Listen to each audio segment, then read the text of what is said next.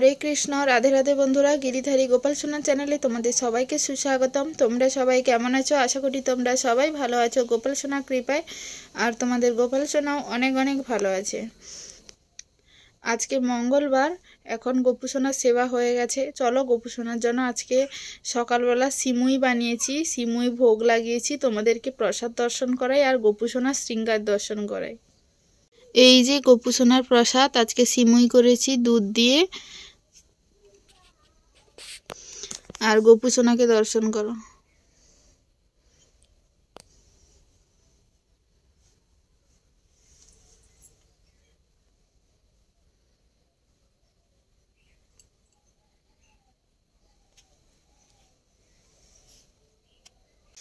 বসে পড়েছি এখন গোপু সোনার জন্য রান্না করতে। চলো আজকে গোপু সোনার জন্য কি কি রান্না করছি সবই তোমাদেরকে একটু দেখাই, খুব একটা ছোট্ট মিনি ব্লগের মাধ্যমে। আজকের ব্লগটুকু কিন্তু একদমই ছোট। এখানে ডাল ভাজছি, মুগ ডাল, ডালটা সেদ্ধ করব। মানে আজকে রান্না করছি হচ্ছে ডাল, আর এটা কিন্তু এক ফোড়নে ডাল, মানে আর দ্বিতীয়বার কিন্তু এই ডালটা মানে সাঁতলানো হবে না কিংবা ছোঁকা হবে না, একবারেই কিন্তু করে ফেলেছি। আর খুব অল্প করেই রান্না করছি আজকে। শাশুড়ি, বৌমা আর ছেলে তিনজনে প্রসাদ পাবো। তাও আমার শাশুড়ি মা হচ্ছে ডাল খায় না, মা ছেলে দুজনেই করব। ছেলের জন্য সাধারণত মানে করার মন মানসিকতা নিয়ে এখানে কিছু সবজি অ্যাড করে দিয়েছিলাম ডালের মধ্যে, যাতে ছেলে ডালের সঙ্গে সঙ্গে কিছু সবজিও মানে প্রসাদ পেতে পারে। বাড়িতে ছোট বাচ্চা থাকলে সমস্ত কিছু চিন্তা ভাবনা করেই কিন্তু রান্না বান্না আমাদের করতে হবে। যাই হোক, এখানে ডালটা তো হয়েই গেছে দেখতে পাচ্ছ। এখন ডালটা নামিয়ে নেব। এবারেও করছি বেগুন ভাজা। মানে বেগুনগুলো খুবই সুন্দর, মানে একদম নরম বেগুন বলতে পারো। এখন মানে একটু বেশি করে তেল দিয়ে বেগুন ভাজা করলে কিন্তু খুব ভালো লাগে।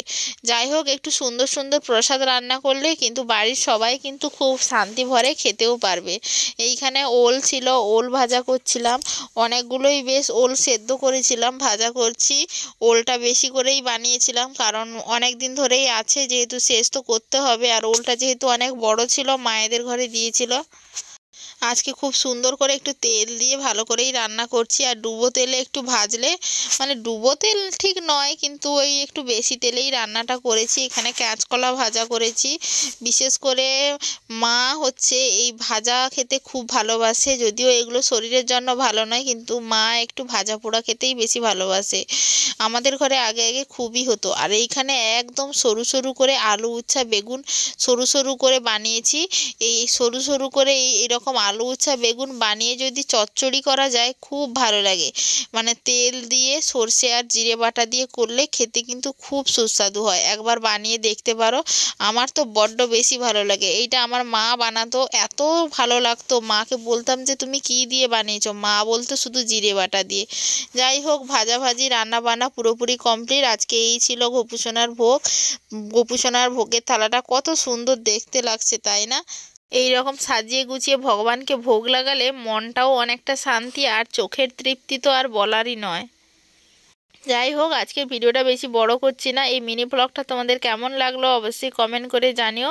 ভিডিওটা ভালো লাগলে লাইক, কমেন্ট, শেয়ার করো। হরে কৃষ্ণ, রাধে রাধে, হরি বল।